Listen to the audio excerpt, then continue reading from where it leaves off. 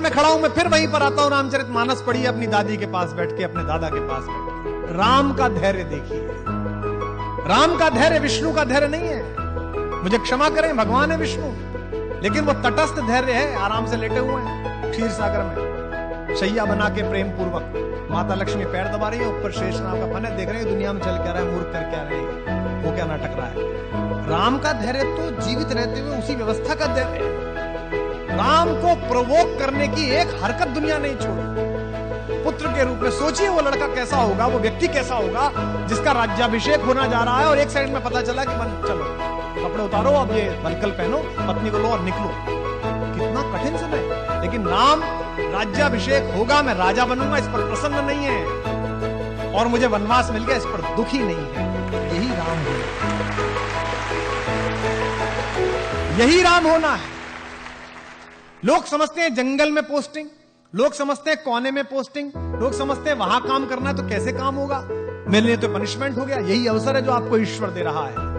दशरथ के पुत्र राम जब तक अयोध्या में रहे युवराज राम कहलाए, श्री राम कहलाए, और जब जंगल जाकर लौटे तो मर्यादा पुरुषोत्तम भगवान राम कहलाए। इस पूरी यात्रा ने उन्हें भगवान बनाया, इस धैर्य ने उन्हें भगवान बनाया, और अद्भुत धैर्य है उनके पास। उनका अपमान करके कोई चला जाता है, वो धैर्य के साथ मुस्कुराते रहते हैं। उनकी पत्नी का हरण हो जाता है, उसके बाद भी वो धैर्य पूर्वक पूरी व्यवस्था करते हैं। और एक बात सोचना आप सब, राम, मैं अक्सर इस बात पर बहुत अंदर तक चिढ़ रहता हूं। राम अयोध्या से चले, उस समय का सबसे बड़ा खानदान था। हिंदुस्तान में जो कुछ भी बड़ा था उन्हीं क्या पैदा हुआ। इक्ष्वाकु, अज, रघु, दिलीप, पुरुरवा, ययाति, नहुष, दशरथ, सब बड़े आदमी उन्हीं क्या। भारत का नाम जिस पर रखा गया वे भी उन्हीं क्या पैदा हुए, भरत, सब उन्हीं क्या पैदा हुए। लेकिन उसके बाद भी जब राम एक वलकल पहनकर चले तो रास्ते भर में राजाओं को भी तो पता चला होगा कि भाई दशरथ का लड़का जा रहा है, वो भी तो मिलने आना चाहते होंगे। राम उनसे सहायता भी ले सकते थे। जिस पंचवटी में मां सीता का हरण हुआ है वो तो उनकी नंदसाल के बिल्कुल बगल में है, कौशल प्रदेश में, रायपुर में, वो बिल्कुल बगल में थे। वो अपने नाना से कह सकते थे, अपने मामा से कह सकते थे कि साहब आप जरा मेरी सहायता करो, मेरी पत्नी का अपहरण हो गया, सेना दे दो जरा, मैं चलूंगा। उन्होंने ऐसा नहीं किया। उन्होंने एक भी राजा को अपने साथ नहीं लिया। उन्होंने रास्ते भर आप जैसे और हम जैसे लोगों को साथ लिया। किनको? सामान्य, वंचितों को, दलितों को।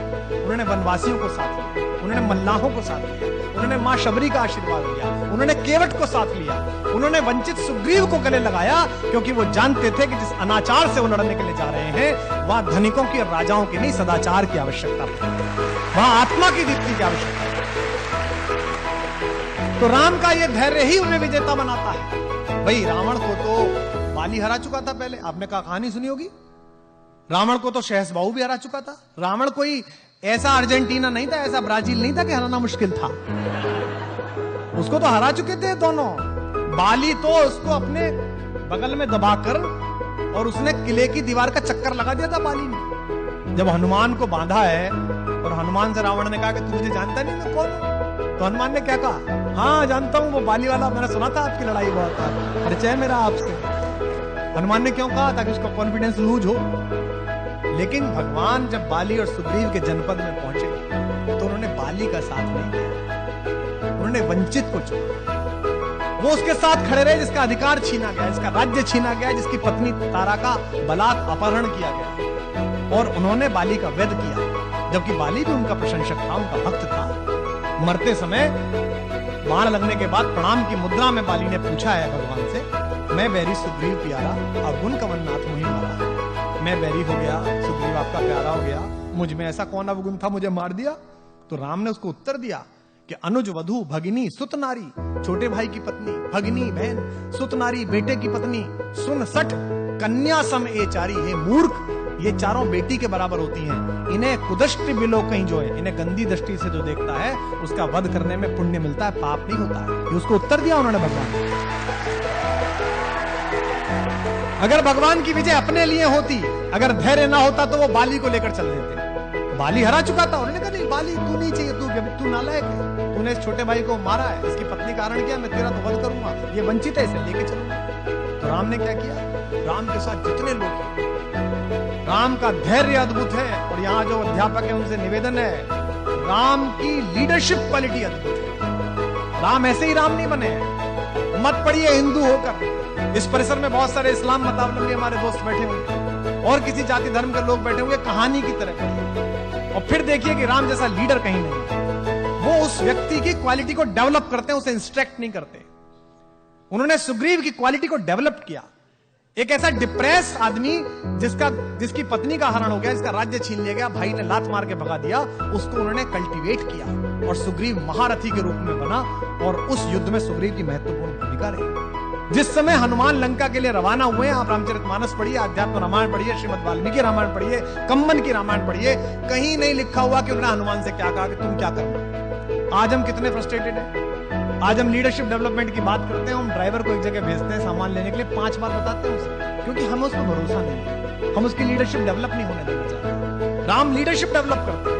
राम ने हनुमान को नहीं बताया कि तुम्हें वहां जाके क्या करना, उन्होंने कहा बस जाकर देख कर आओ कि सीता कैसी है, कहां है, और उन्हें आश्वस्त करके आओ कि मैं आऊंगा। 2 बातें। इसके बाद का जो पूरा घटनाक्रम है, छोटा सा रूप बनाना, अंदर जाना, लंकिनी को मारना, माँ सीता को मुद्रिका देना, फल खाना, खुद ही गिरफ्तार हो जाना, आग लगा देना।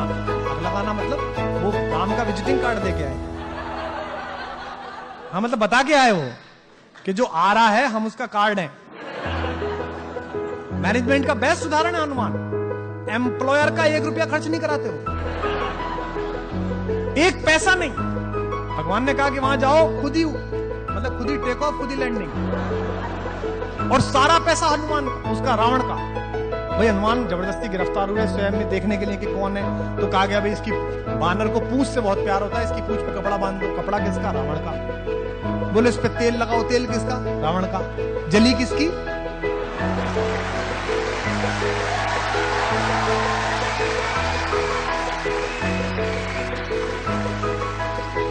बेस्ट एम्प्लॉय, सर्वश्रेष्ठ व्यक्ति, कोई ना करने। भगवान राम के जीवन में जो 2 कठिन समय आए, उन दोनों में उन्होंने पार लगाई।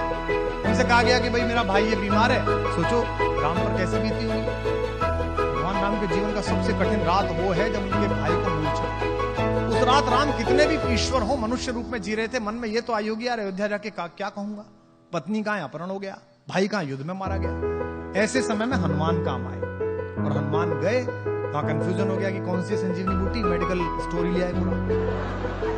बोले भाई इसमें से देख लो कौन सी है। तो 2 बातें हुई, पहली हुई जिज्ञासा, दूसरी हुई धैर्य, तीसरी हुई आपको क्राफ्ट करने वाले लोगों में कि आप लीडरशिप डेवलप करें, आपके अंदर नेतृत्व की क्षमता डेवलप करें। और नेतृत्व की क्षमता का शिक्षा से कोई